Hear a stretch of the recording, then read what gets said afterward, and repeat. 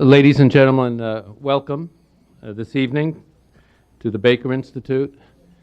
Today we have launched our Americas Project, which is a unique program of bringing emerging leaders from Latin and Central America to the Baker Institute at Rice University to discuss, debate some of the seminal North-South issues in the Americas. And we are debating and analyzing trade and reform in the hemisphere. It's been off to a brilliant start. I can't tell you how happy I am about the dialogue we had today.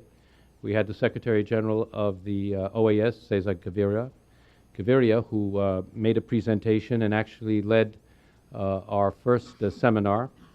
And this afternoon we had the honor of our distinguished speaker tonight, who participated in our second seminar and gave us his valuable insights. It's truly an honor to welcome to the podium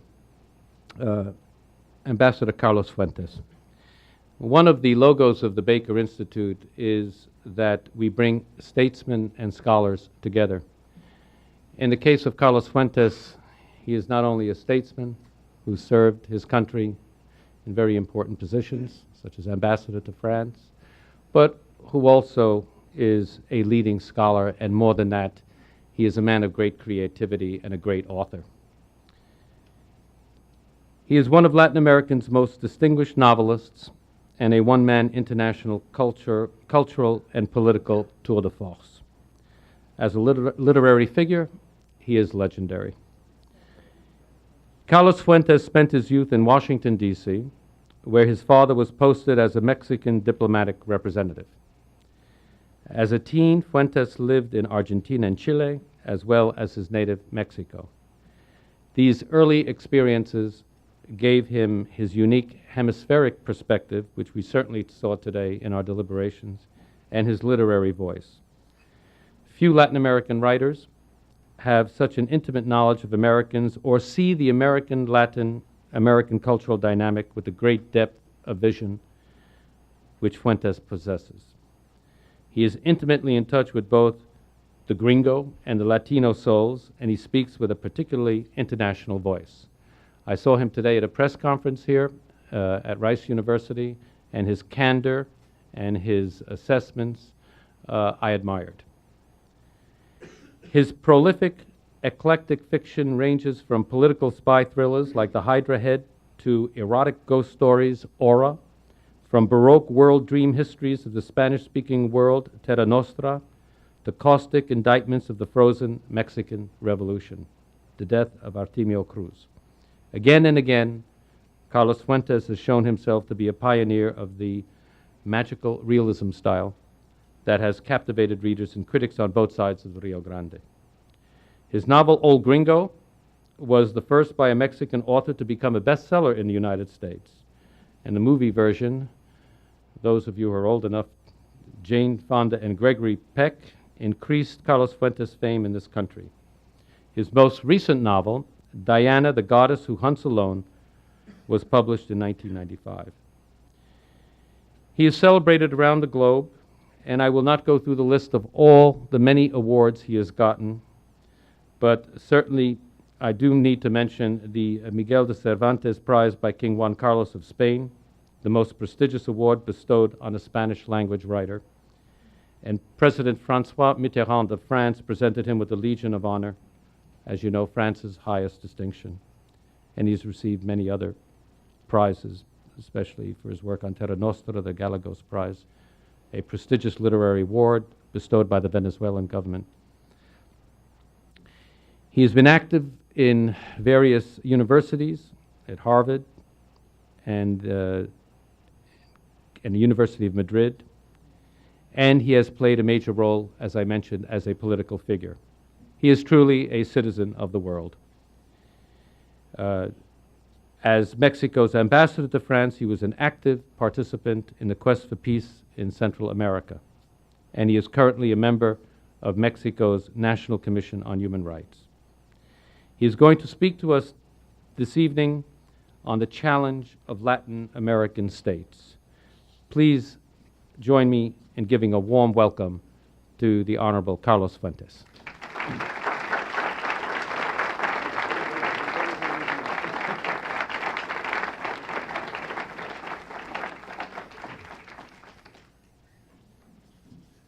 Thank you very much, Ambassador Jeridian. It's been a great pleasure to spend this day here with you in the Americas Project and at Rice University. I wish to express also my appreciation to Dr. Peter Clews of the University at Austin for the way he conducted the seminar this afternoon, and to you, sir, of course, for imagining, integrating, giving strength and motion to this beautiful project.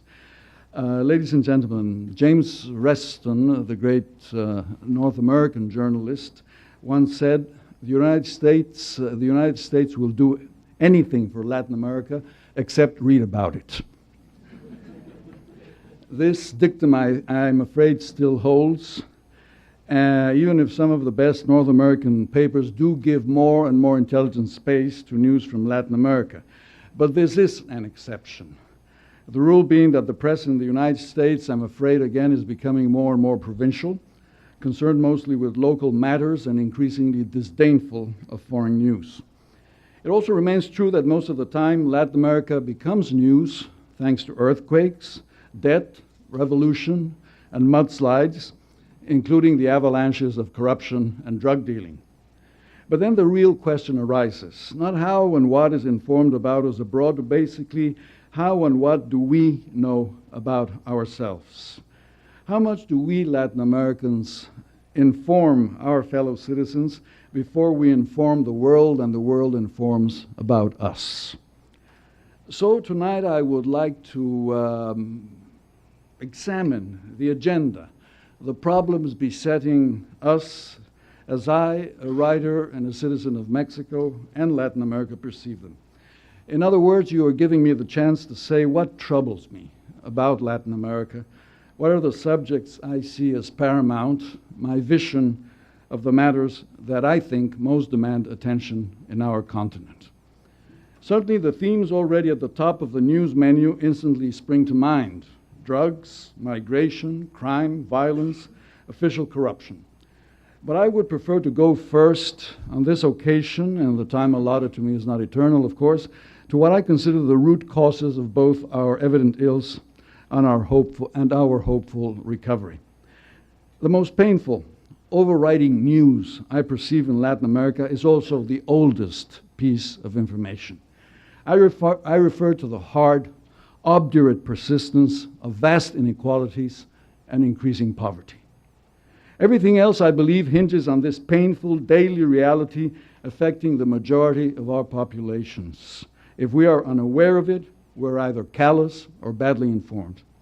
No political or economic system from the left or from the right has been able to overcome, since we achieved independence in the 1820s, this root problem. Yet something is becoming exhausted in Latin America, and it is the pretexts that justify poverty. Neither race, nor climate, nor latitude explain away the existence of 200 million Latin Americans living in poverty. Poverty has ceased to be a form of religious fate, of happy resignation, surely better than the rich man's quandary of being less able of entering heaven than a camel's chances of passing through the eye of a needle. To live, to be born on the cold ash with your head bowed. This is how the Chilean poet Pablo Neruda described the fatality of poverty. Is Latin America poor because it is not developed? Or has Latin America not developed because it is poor? Cause and effect mutually destruct. At times I suspect that we Latin Americans have walked down the centuries avidly searching for theologies which can give us faith, if not reason, and security, if not progress. And if things turn out badly, we soon discover and denounce the devil who fooled us and led us astray from the promised land of development, democracy, and justice. We have trouble admitting at times that we ourselves are the devil, and that in any case, as in William Blake's poem, the gates of heaven and hell are right next to each other, and that we made them both. Or, as Pogo Possum once announced, we have found the enemy, and it is us. The pretexts that justified poverty are exhausted because the ideologies from the left and from the right promised from the left or from the right promised us instant paradises are also drained of credibility. Our trips to Eden Revisited, left or right, always had a price.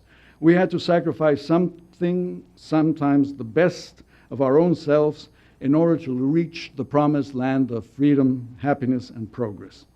We believed that to advance was to forget, leaving behind forever the greatest thing that we have, the rich culture, the rich and deep culture of an Indian, European, black, mestizo, and mulatto continent whose creativity has yet to find economic equivalence, whose continuity has yet to find political correspondence. A seamless culture and a fractured politics. A culture of abundance and an economy of necessity. What is it that separates them? What is the reason for this shocking divorce? What is the obstacle that does not permit the economy and the politics of Latin America to achieve the uninterrupted vitality of the culture that all of us, from Mexico to Brazil to Chile and Argentina, have made together over the centuries?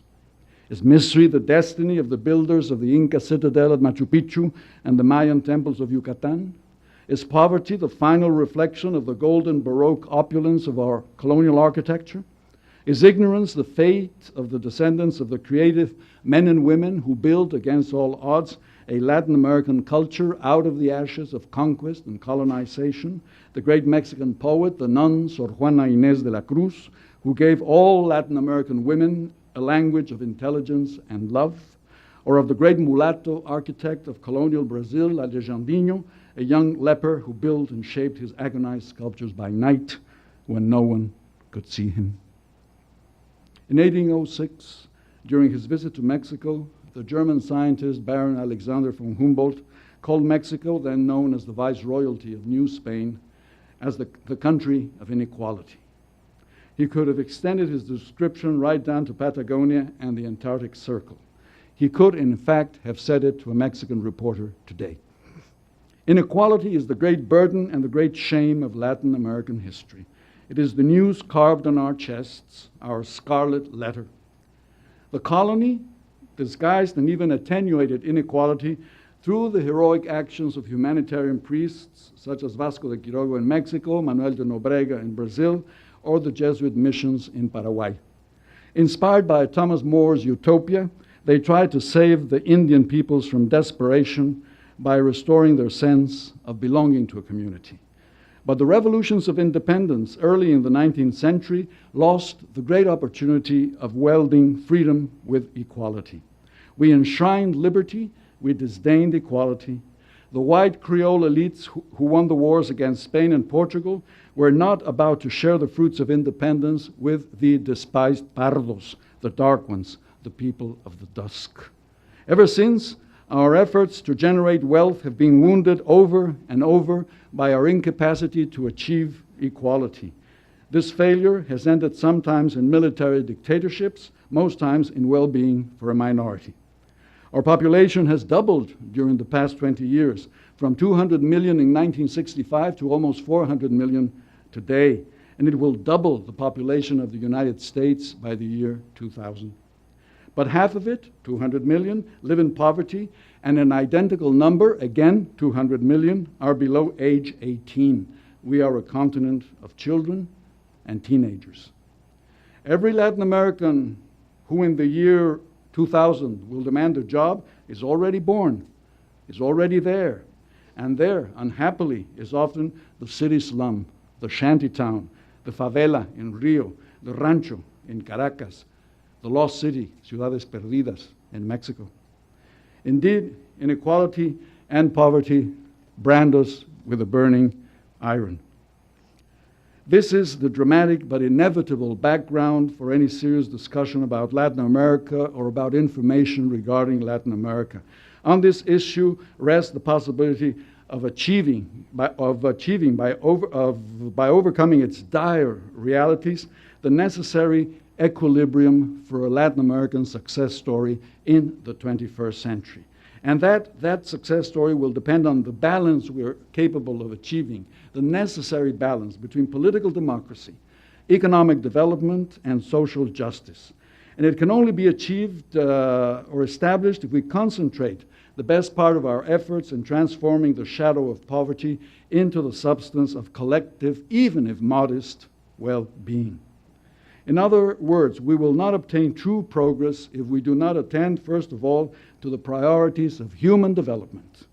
For as the Mexican writer Julieta Campos asks, can we not achieve human development without sacrificing budgetary discipline, monetary stability, or access to world financial markets? Indeed we can, and indeed we have, in various moments, the best moments of our contemporary history.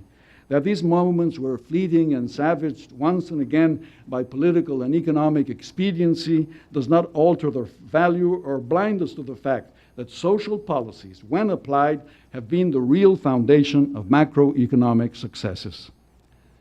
Let me say then, on the bright side, that Latin America has not lacked successes during this century that is now ending.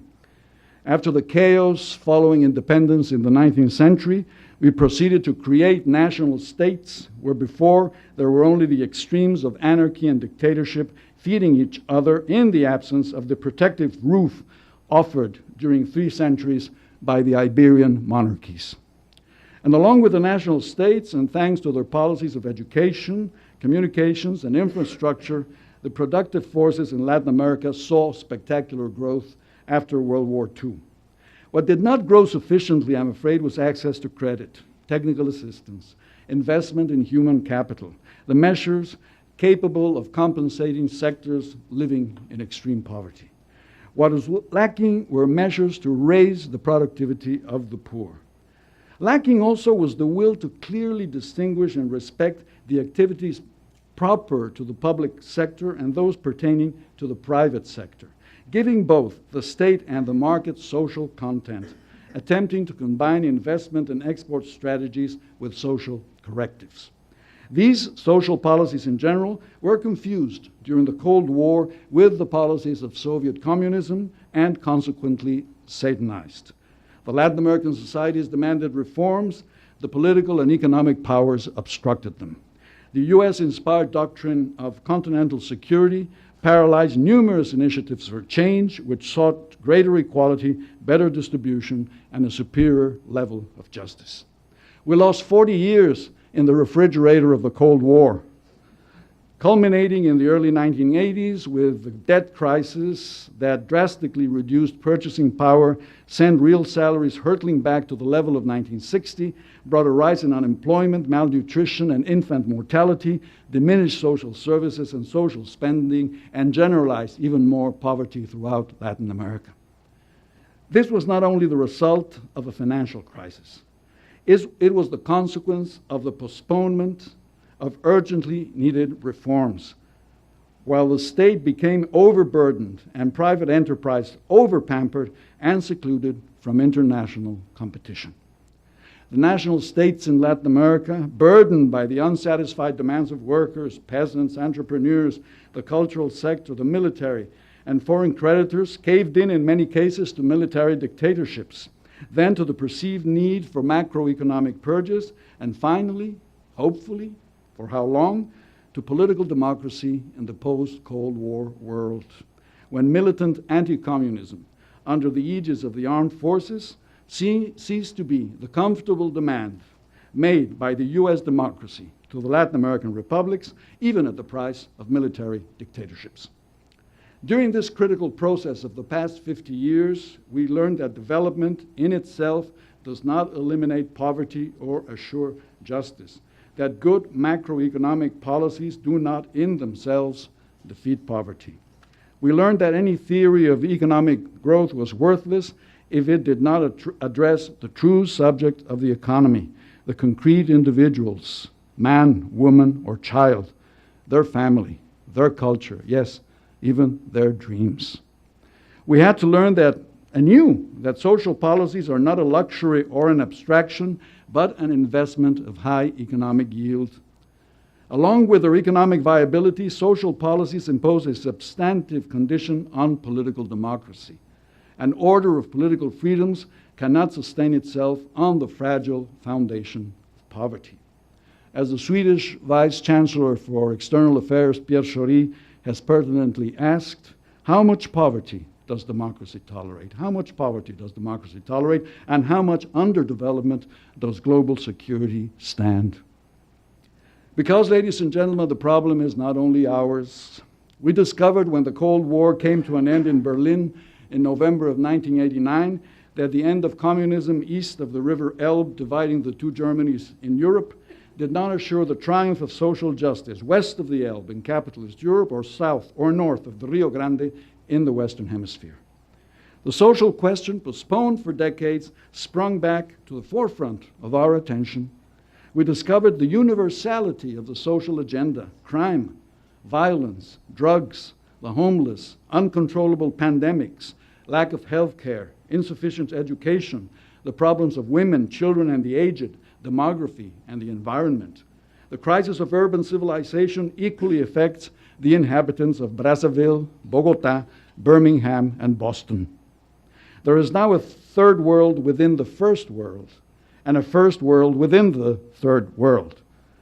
The important thing now is to realize that both worlds, the first and the third, are truly one world, united by global economic integration, the universal embrace of information, and the growing migratory currents from east to west, but above all from south to north, bringing with them faith in traditional values, self-government, the hearth, and the memory of a culture. We're assisting to the birth of two villages, the global village of Bill Gates along with the local village of Emiliano Zapata. Both villages present great opportunities, but also great dangers to political, social, and economic creativity and to a new humanism for the coming century. The local village all too often spills over into religious fundamentalism, ethnic cleansing, hatred of the other, xenophobia. The global village all too often wears a cold, uncaring, technocratic mask, as though macroeconomic wisdom did not affect people, only numbers. It generalizes, conforms, and sometimes even amuses people to death, robbing them of their personality. We are caught, in a sense, between the cheerful robots who live in the global village and the idols of the tribe who inhabit the local village. Yet we are living in a co-responsible universe. Will we have the wisdom and the will to make it truly ours? Today, these words from the British Labour leader and Prime Minister after World War II, Clement Attlee, ring truer than ever. I quote him, "We cannot create a heaven inside, leave a hell outside, and expect to survive." How to create, without violent confrontations, the co-responsibility imagined by Prime Minister Attlee? Rather than presenting once more its cahier de doléances, a list of grievances to the North, the South must take on responsibilities which, like charity, begin at home. We must not put the cart before the horse. Our priorities for economic recovery should be investment in social programs, creation of jobs, better salaries, more productions and savings, health, communication, and education. Not repaying foreign creditors and investors who have already reaped gigantic profits in Latin America before flying off at the first sign of a storm with the farewell of the invincible hero of this end of century, Arnold Schwarzenegger, hasta la vista, baby. Let us feed ourselves and feed the sharks later. All of this is true, but it does not necessarily eliminate poverty. Without a frame of mutually shared rights and duties, eliminating as well the mutual demonization of the national state by the partisans of the market, or of the market by the partisans of state responsibilities. The quarrel between public and private sectors in Latin America is ideological. It is false and it is fatal if we are to reduce inequality and further development with justice. We have to strengthen our public sector so that it can efficiently comply with its obligations, which are to feed, educate, create infrastructure, direct fiscal and monetary policies, conduct foreign policy, defense, and justice, as well as the obligations of facilitating productive activities, promoting savings, and paying attention to natural and human resources. But we must also fortify our private sector so that it invests more and better, promotes higher productivity and employment, administers working centers more efficiently, and feels that individual initiative is respected and protected because it identifies its own destinies with a growing number of consumers, better fed, better housed, better schooled. Yet, the health of both the private and the public sectors will not occur, I think, without the development of the social sector, the intermediary and the point of equilibrium between the state and the marketplace, civil society, the third sector, what we were debating this afternoon. ONGs, trade unions, agrarian co-ops, feminine movements, universities and intellectuals, neighborhood associations, base religious groups make up the social sector destined to keep a watchful eye on both the public and the private sectors without forgetting voluntarism, defined by the Mexican entrepreneur Manuel Arango as private administration for public ends, with the purpose of offering complementary paths to both the market economy and the welfare state. I strongly feel that we must make the third sector, the civil society and its workings, a constant protagonist of our decision to unite political democracy, economic development, and social justice in Latin America. The social or third sector in Latin America has been organizing itself independently in order to fulfill its historical mission, which is to cover the gaps, undertake the initiatives, and transcend the ideologies of both the public and the private sectors. No, not in an antagonistic fashion, and in something more than a compensatory fashion, since it is urgent in Latin America to set foot in territories which the other two sectors are incapable of occupying, of discovering, and even at times of imagining. Often, where bureaucracy proves to be blind, the civil society identifies more swiftly and surely the needs of development, the problems of the forgotten village, of the working woman, of the invisible barrio. And many times, where private enterprise only sees the absence of the profit motive, the social sector discovers and invents the basis for a better and greater use of local resources and sets in motion activities that permit the poor to help themselves. Small, flexible, original, renovating, the organizations of the third sector often become the harbingers of government and or private sector initiatives. More and more, they help to establish the public agenda. Could we conceive the present consciousness, the will to act in Latin America as regards women's rights, environmental issues, working place conditions, credit systems for the poor, and respect for the sexual orientation of minorities without the guidance, at times the first lights of the civil sector?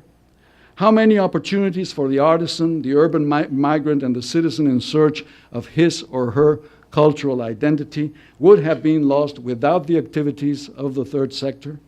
Childcare, co-ops, credit systems, shared doctors and medicines, public and private health, support for the school, and where there is no school, literacy taught, if necessary, from door to door. Small, flexible, original, innovating, the organizations of the third sector are helping to set the agenda for the 21st century throughout the world, and most particularly in Latin America. They give power back to the people. But the size of the challenge can only be measured against the hard truth that poverty in Latin America is growing, not diminishing. The commission headed by Patricio Aylwin, the former president of Chile, and of which I had the honor to be a member of, contributed a report to the Copenhagen World Conference on Development that bluntly stated the following facts. Between 1950 and 1980, Latin America's GNP rose by 80%, but poverty also grew in the same period by 10%. This means that at the present time, of the nearly 400 million inhabitants of the region, 196 million live on $60 or less a month, and 94 million of them on less than $30 a month. Human resources are constantly deteriorating. Sickness, child labor, interrupted schooling create a circle that feeds and reproduces poverty. Unemployment grows. Every day, 10 million Latin Americans go out in search of a job and do not find it. And there is growing migration. Rural employment has come to a halt, practically, while movement from the fields to the city and to foreign countries is on the rise. In his classic study on the nature of mass poverty, John Kenneth Galbraith reminds us that migration helps those who leave and those who remain, but also the country into which the migrant arrives. Between 1846 and 1936, 52 million migrants left the European continent. Sweden, one of the poorest nations in Europe during the 19th century, became prosperous thanks to the large migration of its poorest inhabitants to North America. Irish migration after the potato famine of 1845 benefited both Ireland and the USA. Now, today the movement is mostly from south to north, but the reasons for the movement are the same as in the past. First of all, the push factor, to escape from local poverty, breaking the circle of resignation. Also, the migrant, today as yesterday, obeys the pull factor, the demands of the developed economy for workers that can supply labor that the domestic workforce, because it is aging or refuses to do certain jobs or has entered a more comfortable and technically advanced sphere of occupation, cannot offer. Yet another reason is the magnet of the image of prosperity advanced through TV screens, magazines, and films by the affluent societies of the North. When the Albanian boat people landed in Italy 3 summers ago, their demand was always the same: show us the way to Dallas. But the migrant worker never makes it to Dallas or to Disneyland. More and more, he and she are the victims of racism, xenophobia, and even death. The Turkish worker in Germany, the Algerian worker in France, the Mexican worker in California. No policy of social development, no project for a new world economic order can exclude the protection due to the migrant worker, who is precisely that, a worker, not a criminal. For the migrant worker, information is a basic shield of protection. Ignorance of their plight, distortion of the true motives of their pilgrimage, only helps those who exploit or even murder them, and it postpones clarity on the new global issue of development. For the drama of the situation facing the worker migrating from a third world to a first world country is now compounded by the fact that the quick global transition from an economy of volume to an economy of value is creating within the borders of the developed world a growing mass of marginal workers as well.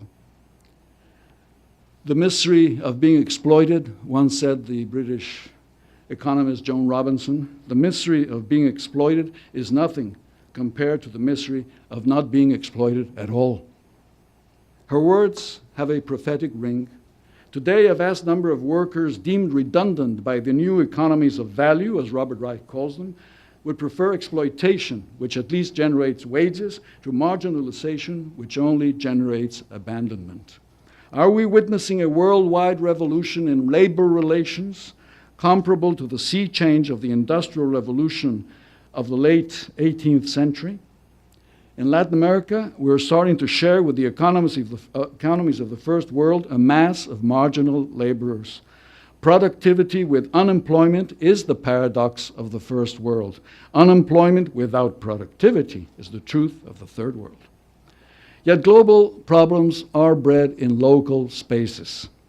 The third sector must be a driving force for the re-knitting of the social tissue, of the vast network of rural communities and city barrios where a majority of Latin Americans live and work.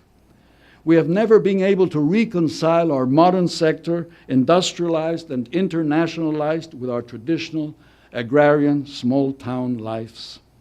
We will be forced to choose.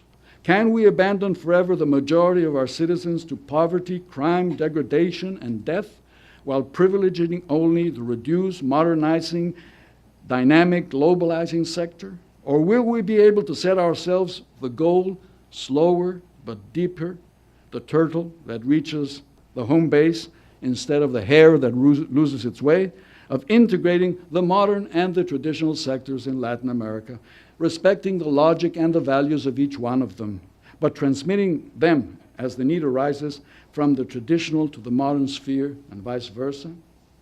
The women of the Indian villages of Chiapas need washing machines, but do not need to renounce their traditional values. and the men of our mestizo cities have much to learn about communitarian life, the uses of time, and even the nature of death from our Indian communities. The third sector should be the dynamic avenue for this type of encounter. We can hope for the private sector to renounce or at least temper the logic of the marketplace. It is the mission of the third sector to create a consciousness in Latin America that the concentration of wealth only leads to the expansion of poverty. Let us keep in mind that the growth of the modern sector is not in itself a panacea for Latin America. Less than a panacea, we need for the civil society to hasten the encounter between the two Mexicos, the two Venezuelas, the two Brazils, discovering that in the final analysis, the hope for globalization of our economies has to sustain itself. Globalization has to sustain itself on local projects, local markets, local growth, and the commercialization of local exceedants. If not, our participation in the global economy will become a sham. Having said this, let us consider Latin American participation in the global economy through very qualified lenses. We're trying to share the possible benefits of free trade, convinced that a growing exchange of goods, services, capital, and labor in an interdependent world is not a zero-sum game. Since output and investment are not fixed, and economies in free trade should grow prosperous together, not at each other's expense. Free trade is a positive sum game. This is the philosophy which stimulated the North American Free Trade Agreement between Canada, the USA, and Mexico, but also the growing free trade associations in South America. Mercosur, between Brazil, Argentina, Uruguay, and now Chile, created in 1991, with a 49% jump in trade only in its first year. The group of Andean nations, Venezuela, Colombia, Ecuador, Peru, and Bolivia, which is growing by 20% a year, now reaching a trade sum of over $2 billion annually. The Central American Common Market, CACM, is becoming, we hope, a major force for stability, growth, and institution building after the prolonged strife in the region. The bilateral trade agreements between Mexico and Chile have meant a multiplication of trade by 5, whereas the G3 group created 5 years ago between Mexico, Colombia, and Venezuela was one more promise that in free trade, as each country prospers, the market grows for each other's exports. Only in the case of NAFTA, before the peso crisis at the end of 1994, Mexican imports from the US, which in 1986 had fallen to a mere 13 billion, had risen in NAFTA's first year to over 50 billion, making Mexico the second biggest customer of US goods after Canada, and assuring as well 700,000 export-related jobs in the US. These facts further colored a rosy picture in which Latin America had become the world's fastest growing market for US goods. In 1992, while US exports to Latin America increased by almost 33%, to the rest of the world they only increased by 4.4%. The dark cloud of this sunny landscape was the manner in which Latin America financed its imports. And this was through international borrowing and through flight capital, which arrived in droves as long as the US had recession and low interest rates, but which fled as soon as the US offered a promise of recovery along with high interest rates. We did not, in other words, finance imports with growing production and greater savings. Of the vast sums of foreign capital that entered Mexico during the first 5 years of the Salinas administration, only 15% were invested in productive activities, factories, employment, and savings. The rest, a hefty 85%, was flight capital ready to leave the country at a moment's notice, which it did as soon as the financial crisis provoked by large current accounts deficits, the political climate, and the devaluation of December 1994 provoked a crisis of confidence, not only in Mexico, but in the whole system of emerging markets, which is why the so-called Tequila Effect reigns so widely, hitting the Hong Kong dollar and the stability of the Italian economy. But the Tequila Effect from Mexico could as well have been and may yet be the Tango Effect from Argentina or the Samba Effect from Brazil. Latin America constantly, and now more than ever perhaps, is thrown back on its own resources, its human capital, its political imagination, to come out of its new crisis, compounding the lost decade provoked by the debt crisis of the 1980s.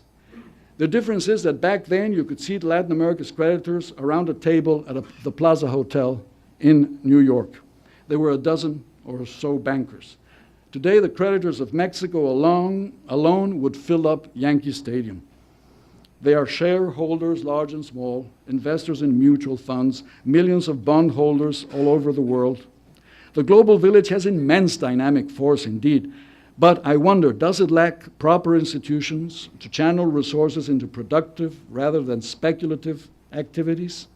And is this absence compounded by our own failure to promote growth through jobs, production, savings, and social policies? Have we not excessively favored those who need no help at the expense of the helpless? Do we need renewed international institutions capable of responding to the new and urgent demands of a world of 200 nations and 6 billion inhabitants? They were created for a post-World War II planet of only 2 billion inhabitants and the 40-odd founding nations of the UN.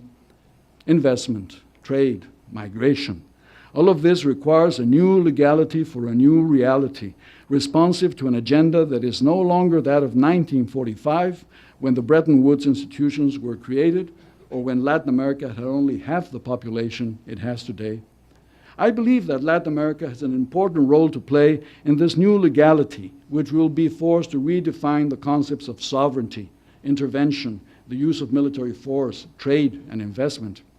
Our internationalist tradition, after all, goes way back to the debate on the rights of conquest and the humanity of the Indian peoples in the 16th century, through Bolivar's ideal of Ibero-American unity and the principles consecrated in 1948 in the Charter of Bogotá, the basis for the organization of American states, now headed by one of the most distinguished public figures in Latin America, former President Cesar Gaviria of Colombia.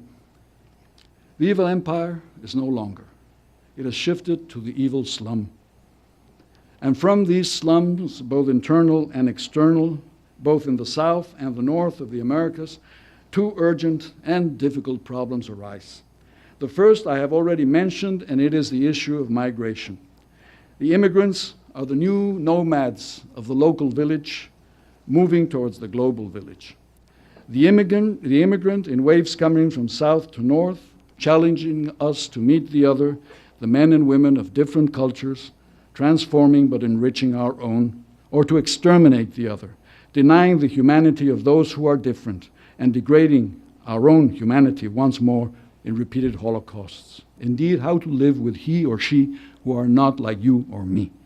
How to expect that in the age of global economic integration and instant communications, the other would not instantly arrive in our midst. Did not, after all, during 500 years of ceaseless expansion, the West, French or Belgian, Dutch or British, North American or Russian, take over the land, modify the culture, colonize, exploit, and arrogantly rule over those who are now heading west to give the West a taste of its own challenges? Here they are, coming back, defying our humanity, our sense of justice, and finally, even our own creativity. I once saw in Paris an Algerian worker holding up a sign that said, "We are here because you were there."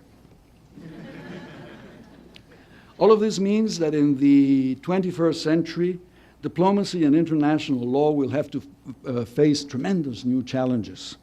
One is the demands of the migratory workforce in a global environment where if trade and investment know no boundaries, neither will labor. The movement of labor will have to be considered and regulated with the same imagination and creativity that we give to the movement of capital and commerce. A far more ominous challenge is the rapid emergence of the drug trade, with its own powerful jurisdiction, overriding national and even international law, corrupting and menacing every standard of legality, and even worse, every promise of life on this planet. Narcotics is the 21st century issue that cannot be solved by certification or decertification, by finger-pointing among nations, or by blaming the supply while doing nothing about the demand. It will require authentic cooperation, even-handed distribution of responsibilities, and finally, the really hard decision on whether to depenalize or even legalize all or certain drugs, how, when, and where. Precisely because we in Latin America are singled out as the villains in the drug wars, forgetting that there would be no Latin American offer without North American demand, we have a vital interest in contributing to a new international order based on law and common humanity. The alternative, quite simply, is a world dominated by supranational criminal organizations beyond the reach of any national or international jurisdiction. But again, to come full circle, Latin America will not contribute fully to the world community if it does not put its own house in order. The problems of poverty, injustice, and inequality that I have mentioned come down to a triple duty in each Latin American nation: to conciliate and unite political democracy, economic development, and social justice. We have sometimes had one and even two of these factors coming together. Now our demand, the demand heard throughout the continent, is we want all three together, political democracy with economic development and social justice. No more, no less, ni más, ni menos. More productions, more savings, more investment, more employment, and more justice. It is up to us, the Latin Americans, to conciliate all these virtualities without reducing or excluding any of them, therefore creating or strengthening the political institutions which can give us greater efficiency with greater justice and greater stability with more equality. Our ideal is to reconcile an uninterrupted, polycultural, and multiracial civilization, Indian, African, and European, a mestizo civilization, prophetic of the world to come, with political and economic institutions reflecting the wealth and continuity of Latin American culture, instead of denying it, as has usually occurred, in economic failure and political fracture. Latin American culture, our culture, the skyscraper next door to the shanty, neon lights competing with the candle to the Virgin, the burro trotting alongside the Mercedes, the Baroque and the Baroque and roll. The culture of Latin America is a study in contrasts. It is quick, it is slow, it is hungry for the future, but ever mindful of the past. Its rush towards an uncritical modernity is constantly checked by the perseverance of old forms of communitarian achievement, waiting to be given their present-day opportunities. We are immersed, therefore, no more, no less, in a process of restructuring the relations in Latin America between the state and the society, between the public, private, and third sectors. That is why the Americas project of the James A. Baker Institute for Public Policy is so urgent and so useful, for those new relations will not occur without the necessary information, and they will not occur without the very basis of information itself, which is education. A century ago, the Argentine thinker Juan Bautista Alberdi said, "To govern is to populate." Today, he would have to say, "To govern is to educate." The vigor of Latin America lies in its people, in its human capital. Today, the population in Latin America wants to go from quantity to quality, from mass to dignity, from simple population to citizenship. We want to acquire citizenship in order to build communities based not on fatality, not on exclusive ideologies, but on equality, freedom, and a sense of obligation towards others. From population to citizenship. To achieve this passage, culture must come nearer to politics, creativity to economics, and poverty give way to well-being. Education enhances them all. Politics and culture, economy and justice, society and the individual. Let us remind ourselves that the destiny of work in the future is closely related to the destiny of education in the future. There seems to be a universal agreement that the future will depend on investment in education, training in technology. If these areas go unprotected, there shall be no increase in productivity, in quality of education, in access to education, and in openness to lifelong education. Secretary of the Treasury Robert Rubin reminds us all that without research and funding for science, productivity shall not increase. Invention and innovation, the Secretary adds, have been the key to the success of the United States in the 20th century. The crisis we might soon face in the 21st century is a crisis of unequal development between expanding education and diminishing working opportunities. More education and less opportunity for work. Let me say right away that I do believe that education is the maximum investment for development. It is the basis of information, and information is the motor of production.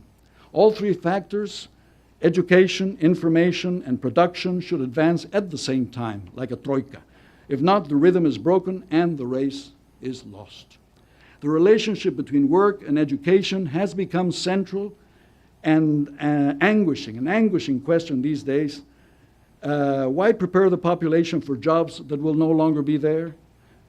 Why invest in education if more and more workers are going to be expendable as technology advances and the workforce diminishes? Why?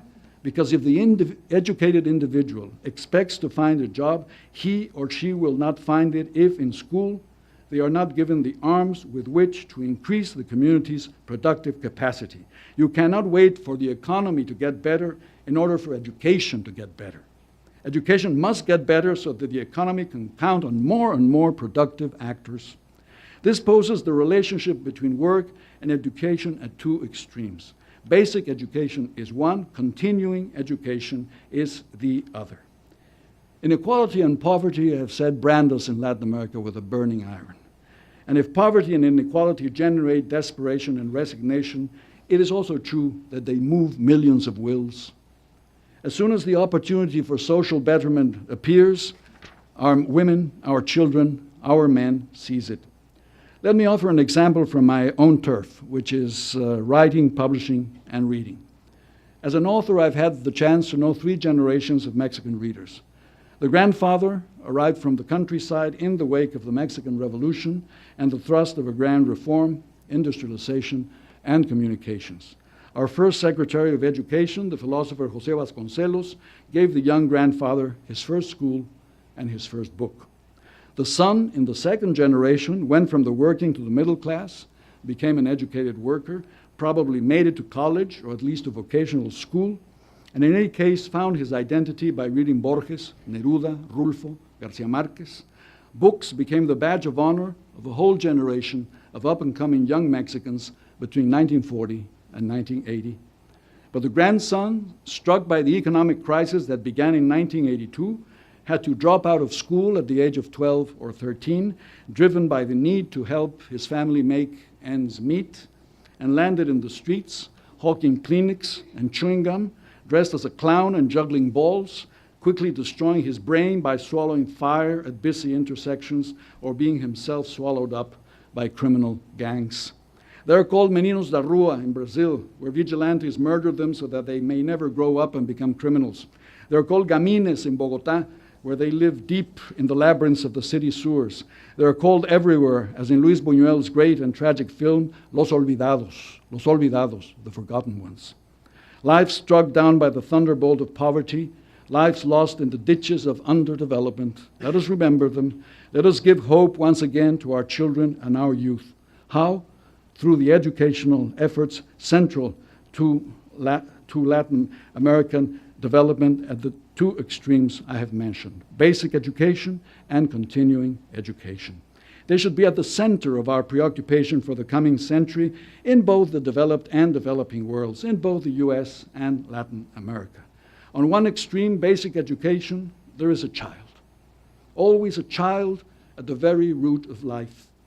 For whatever our ideas about development, politics, and society, we must realize that we are being watched as we enter the coming century. We are being watched by the true protagonists of the next 100 years, children. Their questioning eyes, twinkling at times, at others saddened, eyes filled with hope sometimes, and other times despairing, sometimes blank, and at other times luminous eyes, waiting to learn, waiting to know, do, and be, waiting for the very first social impulse towards work, the experience of work, the pride of work. This shall be perhaps the greatest challenge of the 21st century for societies that have all the means, but perhaps not the necessary will or sufficient imagination, not to waste a single child's talent. Memory, imagination, reasoning, physical ability, the awakening to art, the art of communicating with others. We must give the children of the 21st century a powerful sense of their personal dignity, of the capacities they must develop, of their strengths to survive, of their intelligence to make their own decisions, of their will to go on learning. For the other extreme is that of continuing education. In the developed world, it is a possible solution to the possible gaps between increasing offer and decreasing demand in the job market. In the developing world, in Latin America, it offers educational access and continuity in societies of great economic imbalances, desertion from school, and limited adult education. Continuing education transcends the exclusive or concluding phases of traditional education. It is an idea which refuses exclusiveness or permissiveness because it recognizes that education is an unending process of achieving knowledge and also a way of creating new relationships between individuals, groups, and even nations, enriching the experience required by both first and third worlds to face their respective crises in the working place. What to do with the displaced worker in advanced technologies, and what to do with the worker lacking either training or demand in the less developed economies. Education, thus, can no longer be the monopoly of schools. It will have to permeate society as a whole. Schools must work more and more in coordination with employment, with those who offer it, and with those who require it. The axiom of continuing education is that the more educated the individual, the more education he or she will go on needing. No participant in the active life of the 21st century can afford to be left behind. Even at the university level, professionists must leave school learning to go on learning. Continuing education diversifies school curricula, makes them accessible to the community, extends the concept of education to a society that learns to learn in order to face new, unexpected challenges. Continuity of memory, continuity of reason, continuity of the imagination, continuity of physical development, continuity of artistic sensibility, continuity of the ability to communicate with others. I come back full circle then to the children, the potential readers, the potential workers, the potential citizens of Latin America, the forgotten ones, los olvidados that we must remember anew, leading them and letting them lead us to a modest, more frugal, democratic, civilized, memorious well-being, a humane prosperity with which we Latin Americans can contribute, embracing our social, intellectual, artistic, and legal experience to an increasingly problematic world, a world each day more complex, more perplexing and perplexed in its insecurity between what it leaves behind and what it does not yet clearly perceive. For we all stand, as the French Romantic poet Alfred de Musset said of the fall of Napoleonic Europe, with one foot in the ashes and another foot in the furrows. Between the ruins of the old and the seeds of the new, the fluid culture of Latin America wishes to understand both its roots and its promises for a world in crisis. Not in vain, our first mestizo writer, the Inca Garcilaso de la Vega, son of a Spanish conquistador and a Peruvian princess, wrote since the 16th century, "World, there is only one. Mundo, solo hay uno." Let us search incessantly, unwavering, for that world which we can call our own, a world where the men, women, and children of Latin America can live with dignity and love. The quality of your work here at Rice University at the Baker Institute will be an essential guide, but also a faithful mirror of the Latin America we all want. Thank you very much.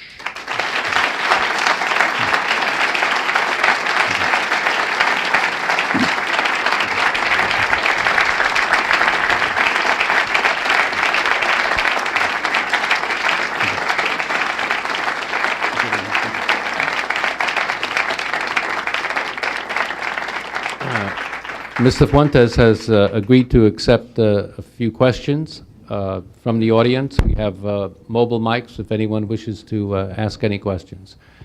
Right there. Can we get a mic over there? The gentleman in the blue in a blue shirt up there. Right. This project of modernization of Latin America, the project of modernization of Latin America requires the citizens of Latin America, the indigenous people, the mestizos, and the European Americans, to adopt certain attitudes that will make them more efficient and more adaptable to the new world. What I'm wondering is, how do you reconcile these demands that this project,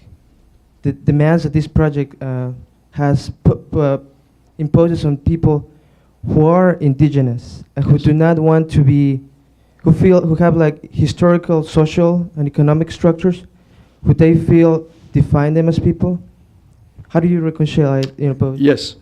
If I go to the case of my own country, Mexico, which is what I know best, I think that up till now, it is the mestizo world of Mexico that has imposed its solutions and its values on the Indian populations without listening to the Indian populations and finding out what they themselves want. It is probably true, because our history seems to demonstrate it, that the central current, the mainstream of Mexican history is mestizaje. That is the blending of European and Indian bloods. 80% of Mexicans, most of us, are mestizos. There was only 10% pure whites in Mexico and only 10% pure Indians. What is astonishing of the Indian world is that we have subjected it to genocide, badgered it, exploited it, forgotten it, deprived it of every means of defense, sent it to hell, and they survive. Nothing defeats them. There they are, there they still are, with their values, with their myths, with their sense of communitarian life, of self-government, of beauty, of death. There they are. We have not been able to destroy them. Isn't it high time to say, rule yourselves?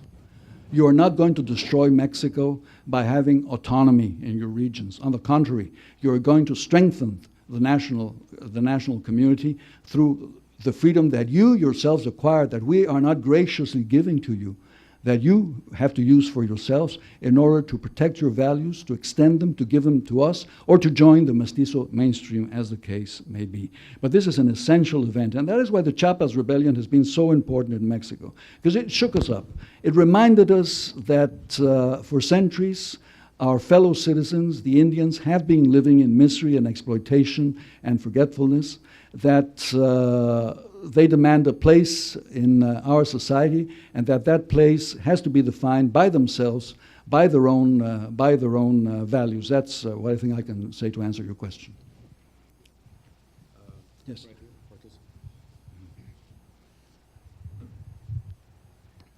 Yes, you have mentioned about the three sectors: the public sector, the private sector, and the third sector, or the social sector.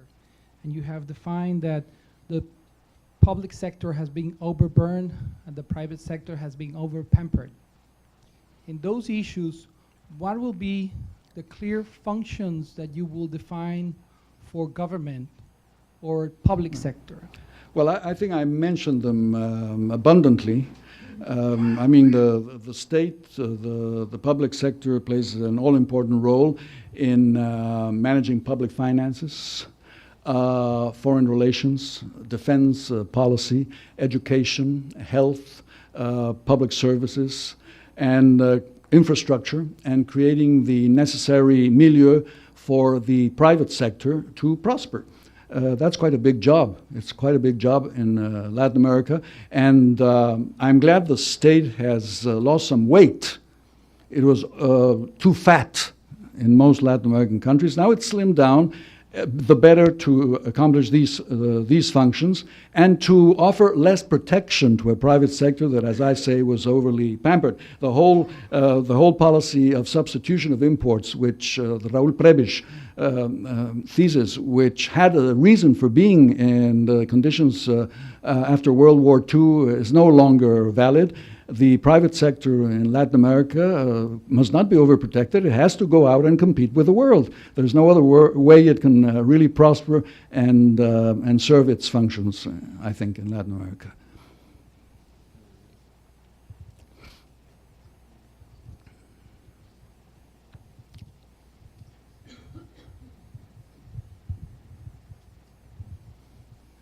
We are approaching the 150th anniversary of the Treaty of Hidalgo Guadalupe, which is, of course, when America gained and Mexico lost one half of its territory, including the states, southern parts of Texas, New Mexico, Arizona, a little bit of Colorado and California.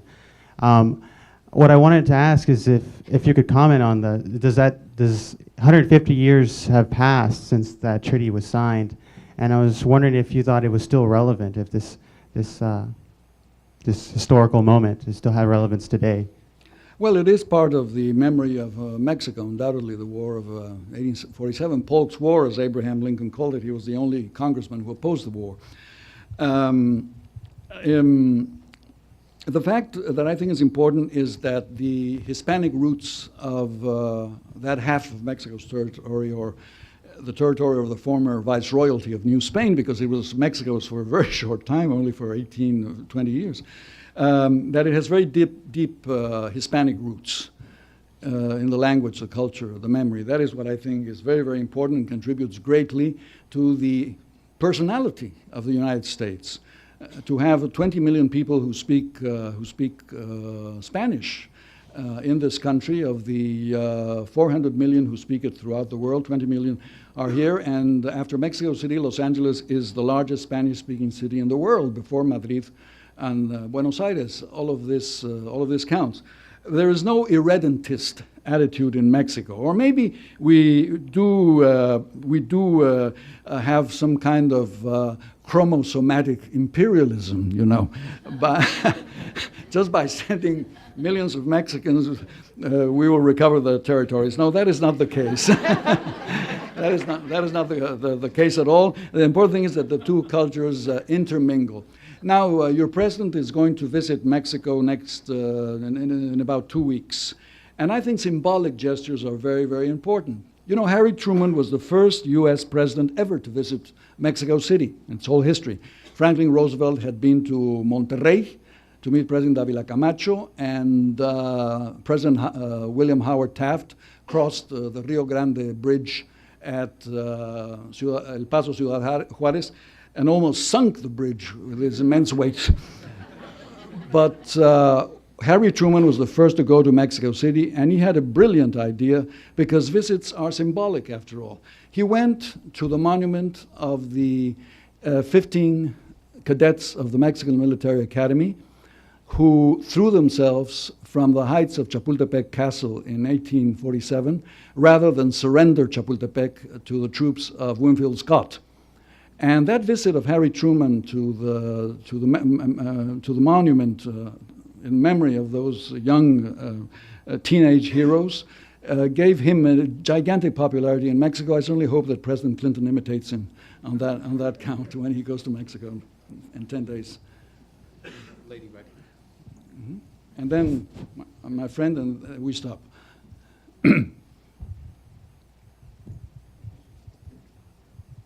Buenas tardes, mucho gusto. Felisa Vergara. Mucho gusto.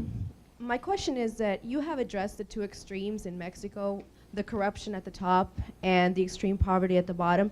But it seems that as Mexicans, we have always accepted the fact that there was corruption at the top and poverty at the bottom. But what we were not prepared to handle was the economic blow that the professional and the middle class has suffered in Mexico. How are we to deal as Mexicans with this economic blow? Yes. Well, before we had no middle class, you know. Mexico was a country of extremes. In 1910, when the revolution began in Mexico, 90% of the population was agrarian and illiterate. Today, literacy has grown, the population has also grown, and the middle class has grown. enormously. I'd say that, well, at least a third of Mexico is now middle class, as you and I know. And the expectations that they have nourished, as I spoke about when I spoke of readership in Mexico, were enormously high. So this blow has been tremendous to them. The crisis that began with the succession from President Salinas to President Cedillo has been a terrible blow to the middle class. It has meant that families have had to give up private schools for their children. That they cannot pay the mensualidades on their automobile, on their Volkswagen, that they cannot pay the mortgage on their apartment, that they have sometimes to go out in the streets and do work in the streets and join the unemployed. So this is a tremendous event, because robbing the middle class of its hope is robbing Mexico of its hope. We have to reconstruct the hope of the nation, and the only way I see we can do it is through democracy. We are making advances. We are not the perfect dictatorship that Mario Vargas Llosa says. We're a very imperfect democracy, but we are going that way. I was saying at the press interview today that during the Cedillo administration, we have held 29 elections in Mexico, and not a single one of them has been contested. Everybody has accepted the results of the elections. Right now, 40% of the population of Mexico is governed by the opposition, by the right-wing opposition, PAN, or by the left-wing opposition, PRD, not by the PRI. So I think that in the measure that in July, the opposition makes gains in Congress, gains in city halls, perhaps wins the majority of Mexico City. City Hall in Mexico City, a city of 20 million people, in a government building standing right next to the National Palace, to the President's office in Mexico. In that measure, we will be able to demand greater responsibility from the executive branch. The great problem we have in Mexico is the freedom with which the executive branch proceeds without any oversight from Congress or from the judiciary branch. The president is all, and it has been so since the times of Moctezuma. It is a vertical society. It is constructed vertically, and at the top is one person and one person only. The great invention of the governments of the Mexican Revolution is you shall be Moctezuma, but only for 6 years. Then you go home and we vilify you. We castrate you. It's like James Fraser's golden bow. It serves that purpose. But in the measure that we are capable of using Congress, the press, and the judiciary to contain the limits of the presidency in Mexico, we will have a more democratic system, and a system that is less corrupt, and which you don't have this facility for arbitrary measures that have defined the Mexican presidency and brought about all these disasters we are talking about. Last question. Yeah. You mentioned that some time ago, the workers had the chance to be exploited, and nowadays maybe even that chance hasn't got anymore. During the dependence theory times by Mr. Prebisch, Latin American countries used to argue that they were exploited by the unfair tariff trade, terms of international trade, and now maybe we are becoming irrelevant for the international trade. Don't you think this is a risk we are running, to become irrelevant to the international scenario?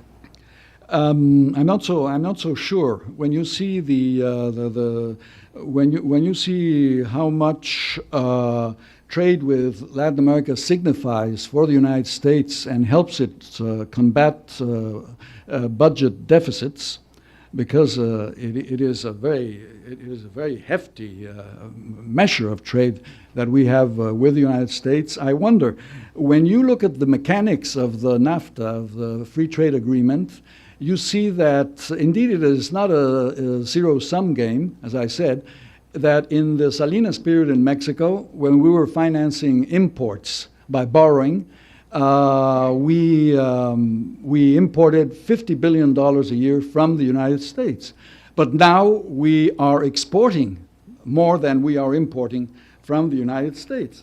But at the same time, who is exporting from Mexico? Well, mostly it is giant U.S. corporations that are working in Mexico. So it is helping the American economy. We are not that dispensable, after all. There is a fact which is called globalization. There is a world market, and it depends on many, many factors. Even if the proceeds, the big gains end up in a few, 5 or 6 nations, I think that those gains depend also on the measure in which there is a free flow of trade, of capital, and, as I say, of workers. There is a great measure of interdependency. Perhaps imperialism, if you want to call it that, is not as blatant as it was in the past. You don't have United Fruit exploiting Central America, for example. But there are other ways which are, I wouldn't say less blatant. I'm not talking so much of imperialism as interdependence, forms of interdependence, which are a reality in the world. To be independent within interdependence is the challenge, the political challenge we face in the new global environment. Thank you. Thank you very much. Thank you. Thank you very much for being with us.